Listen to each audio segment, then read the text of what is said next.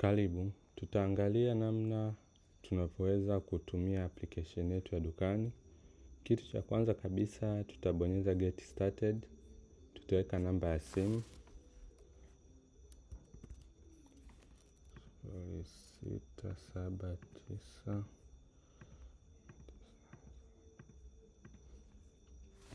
Baada hapo continue, manake kuna OTP ambayo itatumwa kwenye namba hiyo ya simu tuloweka. Kwa tutasubiria, ikishafika manake utakuja utaweka. Baada hapa tutachagua lugha ambayo tunataka tuendelee nayo. Kwa mfano tuendelee na lugha ya Kiswahili. Sasa hatua ya kwanza kabisa lazima tuweke taarifa za duka letu. Sasa katika mfano wetu huu tutakuwa tuna duka letu ambalo tutaliita ni Mama Ntilie Fresh Mart.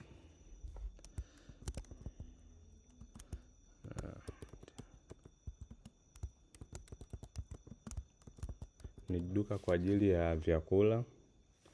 Eneo la duka lipo Kariakoo. Tutaweka na namba ya simu.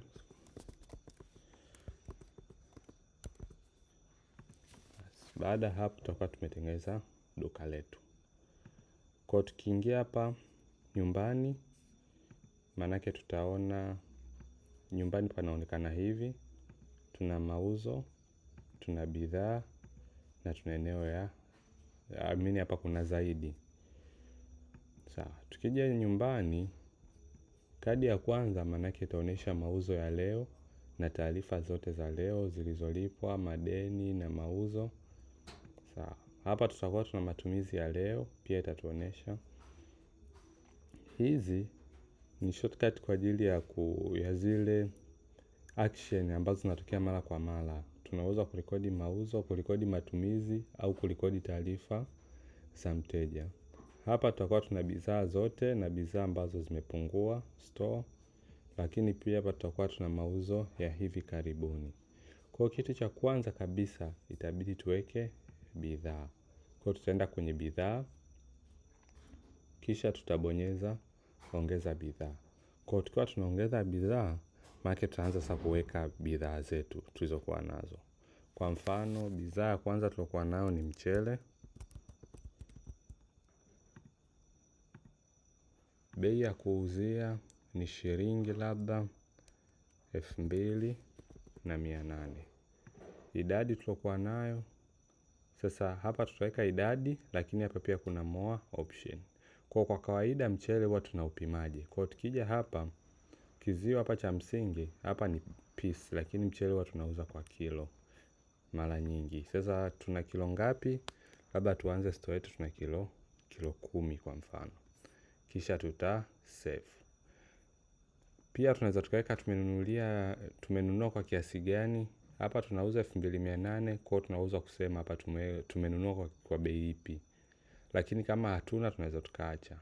Tukiweka hii tumenunua kwa kiasi gani, maana itatusaidia system kuweza kujua tunapata faida kiasi gani tukiuza, na kama tukitoa punguzo faida itakuwaje na vitu vya namna hiyo.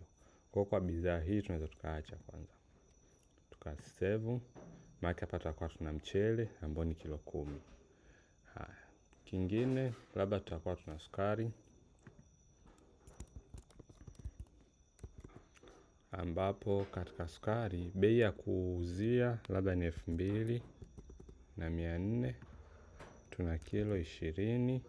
Sasa hapa kwa kawaida ni piece, lakini mchele na wenyewe ni kilo. Alafu tutahifadhi. Kwa tutakuwa tuna mchele na tuna kilo, na tuna sukari. Kitu kingine labda tutakuwa tuna mafuta ya kupikia. Labda tuseme ni mafuta ya kupikia.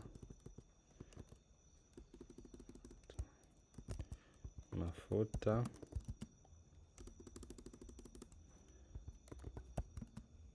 ya kupikia ambao kwa lita tunauza ni 4,500.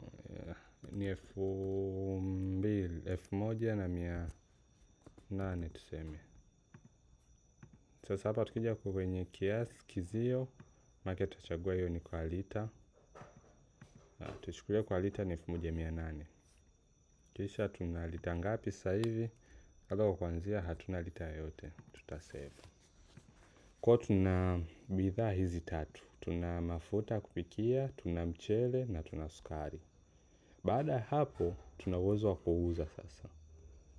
Kwa tuna uwezo wa kuuza kwa kubonyeza hapa, au tukaenda nyumbani hapa tukabonyeza mauzo, tukarekodi mauzo mapya, au tukaja hapa kwenye mauzo tukabonyeza hii button hapa. Sehemu zozote hizo ni shortcut kwa ajili ya kuuza. Kwa tukija hapa tukasema hapa tunataka tuuze mchele. Kwa tukibonyeza mchele itakuja hapa. Tuna kilo 2, tunataka tuuze kilo 1, hapo nimetoa. Tukiweka hapo pia tunaweza kuweka bidhaa. Hapo tumeweka sukari, tukitoa tunatoa. Sawa. Sasa tuweke sukari. Tunataka tuuze kiasi gani? Labda kilo 2. Kilo 2 inakuwa ni shilingi ngapi? 4,800. Kama tunataka kuongeza bidhaa, maana yake tunaweza kuongeza. Kisha tunasema kamilisha mauzo. Baada ya hapo tunakamilisha. Tunachagua aina ya malipo, tunathibitisha. Baada ya kuthibitisha, tunakuwa tayari sasa tumekamilisha mauzo. Tukienda kwenye mauzo, maana yake tunaona orodha ya mauzo yote ambayo tumeuza. Kwa sasa hivi mauzo tuliouza ni haya. Ambapo tukiklik ya mauzo mojawapo, maana yake itatuambia sasa jumla ya mauzo ni 4,800. Bidhaa tulizouza, tunaweza kutuma risiti kwa WhatsApp. Maana yake tukibonyeza hapa tunaenda WhatsApp, tunaituma, tunaweka namba ya huyu mtu. Lakini pia tunaweza kuona risiti. Risiti yetu itaonekana kama hivi. Sawa, tukirudi hapa,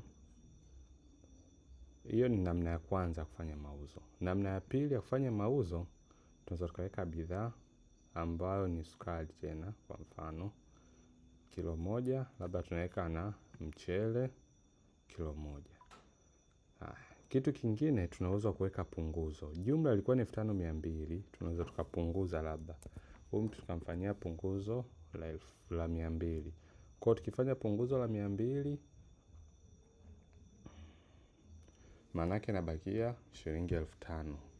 Kwa hiyo ikibakia shilingi 5,000, tunaweza vile vile kukamilisha mauzo. Tukikamilisha, tukirudi hapa maana yake ni shilingi 5,000.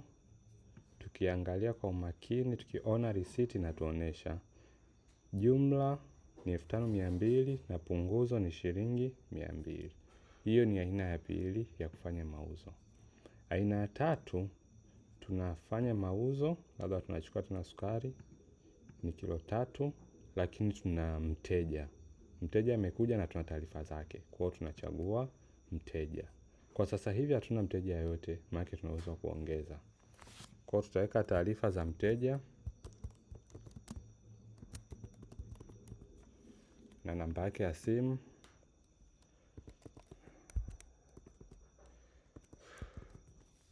Baada hapo tutahifadhi. Kwa hiyo tutatumia huyu mteja. Kwa hiyo tukishambonyeza tu hapa atakuja mteja wetu ambaye ni huyu. Baada hapo tutakamilisha mauzo. Kwa hiyo tukikamilisha mauzo, tukija hapa mauzo haya 7,200 tukibonyeza, maana yake atatuonesha na tuna taarifa za mteja. Kwa hata tukienda kwenye kuangalia risiti pia tutaona taarifa za mteja. Sawa. Sasa wakati tunatengeneza haya mauzo pia tumeweka taarifa za mteja. Tukija hapa nyumbani pia hapa tumesema tunaweza kuongeza taarifa za mteja. Kwa kama tuna wateja wetu ambao tupo nao sasa hivi, tuna uwezo wa kuongeza hapa kwenye hii alama ya kujumlisha, kwa chini yake ongeza mteja. Sawa. Tukienda kwenye zaidi, tukaja hapa juu wateja, tuna uwezo wa kuona sala wateja wetu wote ambao tumewaweka kwenye mfumo. Sawa. Tukienda aina nyingine ya kufanya mauzo. Tumeona hapa tumefanya mauzo moja kwa moja, tumefanya mauzo kwa kwa kuweka punguzo, pia tumeona namna kuweka mauzo na tuna taarifa za mteja.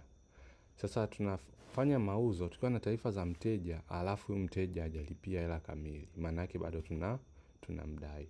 Amenunua mchele kilo 3 8,400. Mteja tunaye. Kama ni mwingine pia tunaweza kumwekea. Lakini wakati tunakamilisha mauzo, huyu mteja amelipa nusu, nyingine atalipa baadaye. Kwa tunaweka jumla anadaiwa 8,400. Je, sasa hivi kalipa shilingi ngapi? Kwa tutasema labda sasa hivi kalipa shilingi 6,000. Kwa hiyo imebaki 2,400. Mwisho wa kulipa ni lini? Labda mwisho wa kulipa ni tarehe 23. Maelezo kama yapo utaweka. Kisha tutahifadhi mauzo. Kwa tukija hapa itatuonesha sasa. Hapa tuna zilizokamilika, mauzo yalokamilika, mauzo yanayoendelea na madeni. Kwa madeni maana yake huyu mtu bado anadaiwa. Hapa amelipa 6,000, jumla ni 8,400, amelipa 6,000, iliyobakia ni 2,400. Tukibonyeza mauzo yatatuonesha tuna mteja huyu bado anadaiwa kiasi hichi. Hapa anaweza kulipa deni, anadaiwa 2,400, labda akalipa 1,000 kwa sasa hivi. Kwa hiyo itabakia bado 1,400. Kwa anaweza kuwasiliana naye kwa WhatsApp au akamtumia au akampigia. Lakini pia tukienda kwenye zaidi, tumeona hapa kuna wateja ambao mteja mmoja wapo ni huyu. Tukimbonyeza huyu mteja itatuonesha taarifa zake. Itatuonesha kwamba huyu mteja anadaiwa na tutaona hapa deni lake ambao tunaweza kuangalia deni la huyu mteja. Kitu kingine tukienda kwenye madeni. Tukienda kwenye madeni itatuonesha hapa madeni yote ambao watu tunawadai. Kwa sasa hivi ambaye tunamdai ni huyu mmoja. Kwa kama deni limechelewa zaidi, tulisema mtu atatulipa tarehe 10, kafika mpaka tarehe 13, 14, maana yake hapa itatuonesha. Kuna watu ambao madeni yao yamepita muda. Madeni yaliyolipwa pia tutaona. Kwa hiyo ni namna nyingine ya kulipa, ya kuuza kwa madeni. Kwa tukamilishe hili deni, tuseme labda mtu ameshalipia yote 1,400. Kwa akilipa basi hela yote inakuwa imekamilika. Tunaweza kuona risiti na tukaendelea. Kwa hapa tunaweza pia mtu akanunua kwa mkopo na ukamfanyia punguzo. Yote yanawezekana. Aina nyingine ya deni, aina nyingine ya mauzo aliyopo, mtu amekuja kununua lakini bado hajachukua mzigo. Inakuwa kama invoice au ankara. Mtu amekuja ameandikiwa lakini labda bado hajalipwa, ametumiwa tu ile invoice, lakini pia na yenyewe tuna support. Kwa hiyo tunakuja tunachagua bidhaa ambazo mtu kanunua. Halafu tunaweza tukaweka taarifa za mteja. Katika kukamilisha mauzo tukasema hifadhi, haijalipiwa. Kwa hiyo tukihifadhi maana yake huyu mtu kanunua lakini bado hajachukua mzigo. Kwa hiyo tukibonyeza tunaweza sasa kukamilisha mauzo. Kwa hiyo tukikamilisha maana yake mtu anakuwa amelipia. Hapa anakuwa mtu kabla hajalipia, kabla hajachukua mzigo na hajalipia. Amekuja anahitaji kujua bidhaa na gharama yake na ameshatoa order lakini bado hajachukua mzigo. Kwa hiyo akishachukua mzigo maana yake tunaweza kukamilisha mauzo. Hiyo ni aina nyingine. Kwa hiyo tukishakamilisha mauzo maana yake inakuwa hapa katika orodha ya mauzo yaliyokamilika. Kwa hizo ndo feature muhimu kabisa katika mfumo wetu. Lakini tofauti na hiyo tumeona hapa bidhaa, tumeweka bidhaa ya kwanza, bidhaa ya pili, bidhaa ya tatu. Sasa swala kujiuliza, huu mchele tumeona anauza kilo 1, kilo 2, kilo 3, kilo 4 kwa namna hiyo. Vipi nimepata labda order nimeenda kununua mzigo nahitaji kuongeza. Sasa hivi hapa na kilo 6. Labda nataka nimeongeza kilo 5. Kwa hiyo tunakuja hapa rekebisha akiba. Kwa hiyo tukibonyeza rekebisha akiba itatuambia ongeza akiba. Kwa hiyo tutasema labda tunaongeza kilo 5. Kwa hiyo tukiongeza kilo 5 labda kwa sababu yoyote, labda nilikuwa na vitu vingine store nyingine nikavileta, kwa hapo nimeongeza akiba. Au kuna wizi umetokea au kuna hitilafu, pia tuna uwezo wa kufanya marekebisho. Labda kuna hasara imetokea, tuna uwezo wa kurekebisha. Au kuna hitilafu ambayo imetokea, pia tuna uwezo wa kuweka hapa. Lakini mchele kwa mfano, huu mchele kama mchele, hapa tunazungumzia kilo 1, kilo 2. Vipi kama huyu mtu anauza kwa mfuko? Yaani anauza kwa kilo, pia anauza kwa mfuko. Tunajua mchele unaweza kuwa labda anauza kwa mfuko wa kilo 10, au mfuko labda ameweka katika kilo 5 5. Je, tunafanyaje? Tunaenda kwenye kuedit, alafu tunaenda vizio na bei. Tukienda katika vizio na bei, tuna uwezo sasa kuongeza vizio vingine. Labda kizio cha kwanza labda ni mfuko wa kilo 5.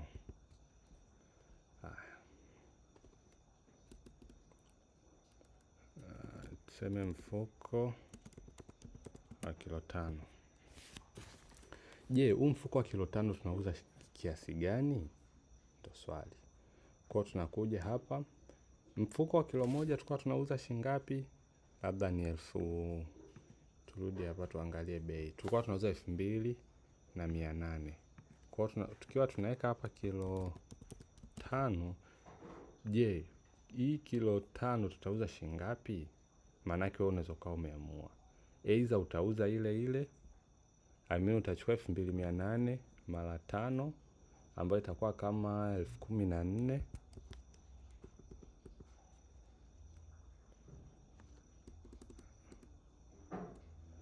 Hapa nasema kuna kilo ngapi ndani ya kilo 5? Hapa kilo 5. Maana yake bei ya kuuzia kilo 5. Sasa hapa chini kuna bei iliyopendekezwa. Hii 14000 maana yake kule tumesema ni 2800 kwa kilo 1.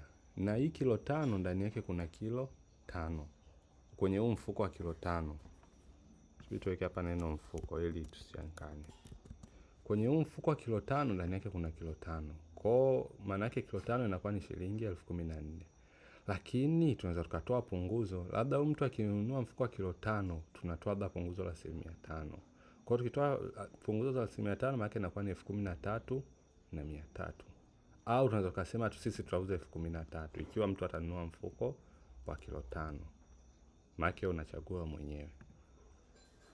Kwa hiyo tuna mfuko wa kilo 5 ambao ndani yake ni kilo 5. Tunaweza kaa pia na mfuko wa kilo 10.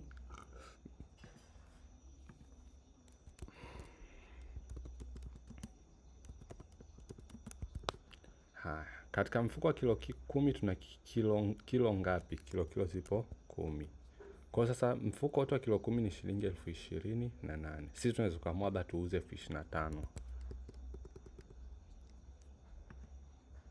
Kwa hapa tutakuwa aidha tunauza kwa kilo au kwa mfuko wa kilo 5 au kwa mfuko wa kilo 10.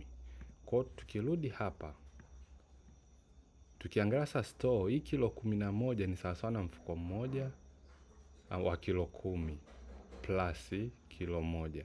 Kwa hiyo tuna uwezo labda kuongeza bidhaa. Tunataka sasa tuongeze. Sasa hapa sasa hivi imebadilika. Mwanzo tulikuwa tunaongeza tu kwa kilo. Tunaweza kusema hapana, tunataka tuongeze mifuko ya kilo 10. Mingapi? 20 labda. Maana yake hapa jumla kilo zitakuwa ni 211 kwa sababu tumeongeza mifuko ya kilo 20. Ya kilo ngapi? Tumeongeza mifuko 20 ambayo ndani ya kila mfuko una kilo 10. Kwa jumla tutakuwa na kilo 211 ambayo sawa sawa na mifuko 21 ya kilo 10. Tukiwa tunauza huu mchele, tukibonyeza uza, maana yake itatuambia je, tunauza kipi? Tunauza kwa kilo, tunauza kwa mfuko wa kilo 5 au tunauza kwa mfuko wa kilo 10. Kwa hiyo tukisema kwa mfuko wa kilo 5, maana yake itatuonesha hapa bei yake itakuwa ni shilingi 13000. Kwa hiyo tukikamilisha mauzo, tukienda kwenye mauzo, maanake tutaona mauzo ya leo ambao ni 13,000, ambao ni mchele mmoja wa mfuko wa kilo 5 ambao sawa na shilingi 13,000.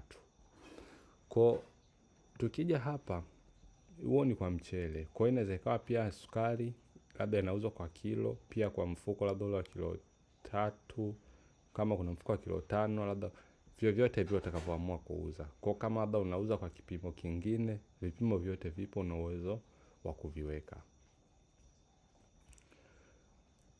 Hiyo ndo kwa ujumla namna ambavyo mauzo yetu yanavyofanya kazi na namna ambavyo tuna uwezo wa kuyarekodi. Tofauti na hivyo, tukija hapa kwenye zaidi kuna vitu vingine pia. Tuna uwezo wa kubadili lugha. Hapa tukaweka Kiingereza. Kuna hizi zingine labda kama una maswali, msaada zaidi pia zipo. Tunaweza kuangalia ripoti ya mauzo yetu na vitu vyote ambavyo vinahusiana na mauzo. Lakini pia tumeona wateja. Kuna manunuzi. Labda umeenda kwa msambazaji wako, amekupa labda mchele au amekupa kitu fulani, umenunua, umeleta sasa. Kwa hiyo tunaweza kuongeza manunuzi mapya ambao unayafanya wewe kwenye biashara yako. Unanunua kwa ajili ya kuuza.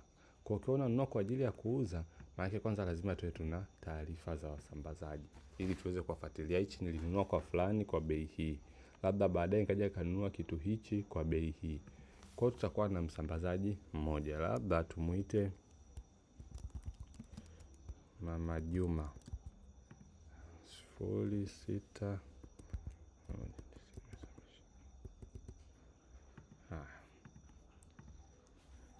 Ni huyu Mama Juma. Kwa hiyo tunapokuwa tunarekodi manunuzi, tutachagua msambazaji ambaye ni huyu Mama Juma. Tutaweka hii namba ya Ankara. Sasa inategemea. Mara nyingi wanunuzi wanakuwa na hizi invoice. Invoice maana yake ndo Ankara. Amekuuza ni invoice namba ngapi? Hii ni kwa ajili ya kufuatilia labda hii ni manunuzi ambayo niliyafanya siku fulani. Kwa kama huyo msambazaji mmoja amekuuzia mara kwa mara, maana yake una uwezo wa kujua sasa. Siku fulani aliniuzia hichi, siku fulani tena akaniuzia. Kwa hii labda inaweza ikawa ni invoice namba 1. Ilikuwa tarehe 14. Tunaweza kuweka bidhaa zetu. Labda alituuzia mafuta ya kupikia. Kiasi gani? Labda alituuzia 12. Hapa tunapima hii kwa lita. Kila kimoja kilikuwa kinauzwa kiasi gani? Sasa tunaweza tukaweka au kama tusipoweka zote sawa. Kwa sababu hii tukiweka itatusaidia kujua profit wakati tunauza. Haya. Labda tuache 0. Batch number na expire date inategemea. Kuna baadhi ya bidhaa tunataka kujua bidhaa hii labda ina expire. Inawezekanika labda hii bidhaa expire date yake ni 2026 kwa leo ambapo nimeenda kununua kwa huyu msambazaji. Alafu baadaye tena nikaenda kununua kwa msambazaji bidhaa ile ile, lakini yenyewe hai expire mwaka 2026. Yenyewe ina expire 2027. Maana system sasa itaweza kutusaidia kujua tuna bidhaa za namna moja lakini zina expire date tofauti. Kwa hiyo kuweza system kukukumbusha kuna bidhaa hii ambayo ina expire muda huu. Kwa hiyo inatakiwa kuuza zaidi bidhaa zile ambazo zinakaribia kuexpire tofauti na zile ambazo expire date yake inakuwa iko mbali. Kwa hiyo expire date inakuwa ni sio lazima, lakini inatusaidia kufanya hicho kitu. Tukienda kwenye mchele, sukari, hapa ni 0 per kilogram, manake hizi bei zake kule hatukuweka, tunanunua kwa kiasi gani. Kwa hapa tutaangalia hapa. Kwa mfano sukari tunapima kwa kilogram.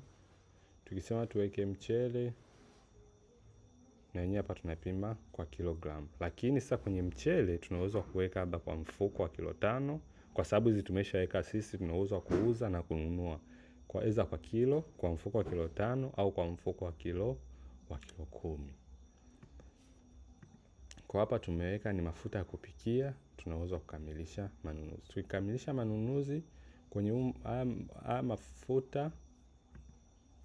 mafuta ya kupikia, maanake tukienda kwenye mafuta, kwenye bidhaa, kwenye mafuta ya kupikia, maanake tutakuwa na hii. Tumefanya purchases, tumeenda kununua, tumeongeza lita 12. Kwa hiyo ni feature nyingine ya manunuzi. Kwa hiyo tunaweza kununua kutoka kwa wasambazaji mbalimbali. Madeni tumeona, ripoti pia tumeziona zipo.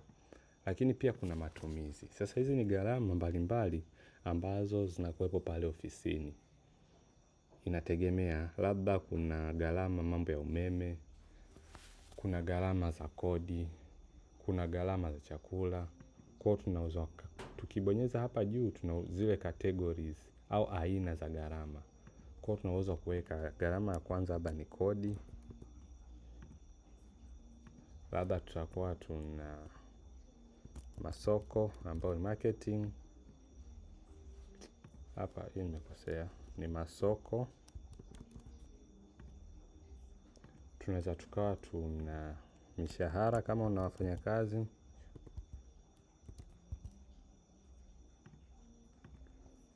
Tunaweza tukawa tuna umeme. Sasa hizi zote ni aina za gharama, aina za matumizi. Kwa hiyo tukiwa tunaongeza matumizi mapya, tutachagua je, hii ni aina gani ya matumizi. Kwa hiyo tunaweza kuongeza aina zingine za matumizi. Labda tuseme ni umeme. Pia tutaweka taarifa za huo. Labda ulikuwa ni umeme wa mwezi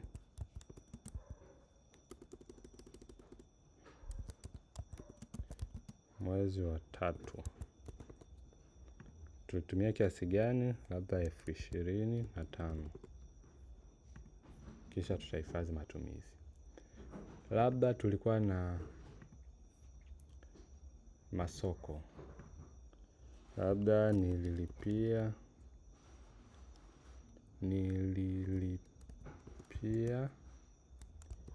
Instagram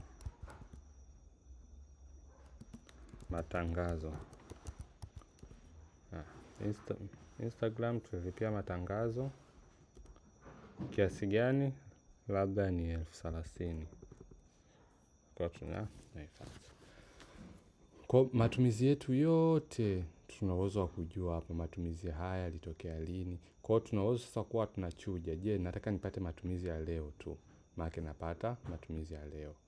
Labda nataka nipate matumizi ya mwezi huu. Maana napata matumizi ya mwezi huu. Labda nataka nipate matumizi ya wiki hii, unapata. Kwa hiyo inakuwa ni hivyo. Kwa hiyo tukienda nyumbani hapa tatuonesha matumizi ya leo, ambayo ni shilingi 55,000. Na kutokea hapa nyumbani maana yake tunaweza kuweka matumizi kutokea hapo. Kwa sababu ni vitu ambavyo ni vya mara kwa mara, tukafanya mauzo kama nilivyosema mwanzo na tukaweka mteja. Hizo ndo vitu vya muhimu kabisa vya kwenye mfumo wetu. Tofauti na hivyo kuna zile notifications au ujumbe mbalimbali. Kwa mtu akifanya mauzo maana yake anapokea ujumbe.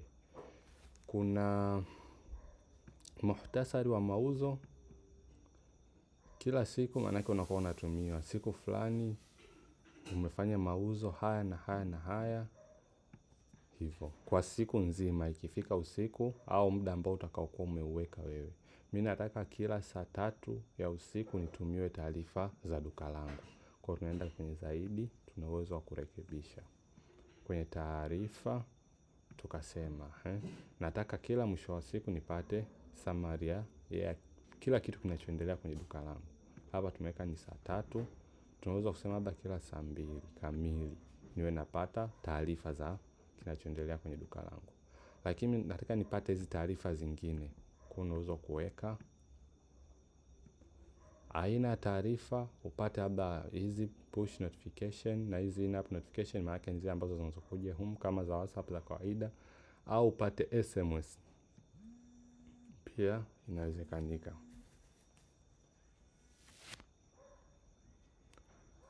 Kwa hivi ndio jinsi ambavyo mfumo wetu unavyofanya kazi na application yetu inavyofanya kazi. Kitu ambacho hatujakiangalia ni hapa kwenye malipo. Pia kuna wafanyakazi. Maanake kama na wafanyakazi zaidi ya mmoja na wote tu wanafanya kazi kwenye hili duka langu, tunaweza kuongeza wafanyakazi. Sasa ili uweze kuongeza, lazima tuje hapa kwenye usajili, uchague kifurushi. Sasa tuna vifurushi hivi vitatu. Maanake ukiwa unaanza unapewa siku 14 za majaribio, ambapo ukija kuangalia hapa kitakuonyesha kipindi cha majaribio. Baada ya hapo maanake utalipia shilingi 25,000 kwa mwezi, ikiwa ni wewe mwenyewe ndio unaifanya kazi. Lakini ikiwa una mfanyakazi zaidi ya mmoja, upo wewe na wafanyakazi wengine na unataka kujua nani aliuza nini, lini na vitu vya namna hiyo, maanake tuna uwezo wa ku-upgrade za kutumia hizi package zingine. Asanteni.